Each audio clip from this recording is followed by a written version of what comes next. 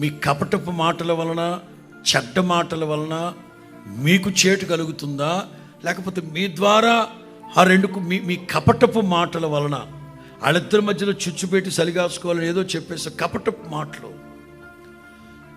జాగ్రత్త జాగ్రత్త, మీ మనస్సు చెరపబడింది గనకనే చెడ్డ మాటలు, లేకపోతే కపటపు మాటలు.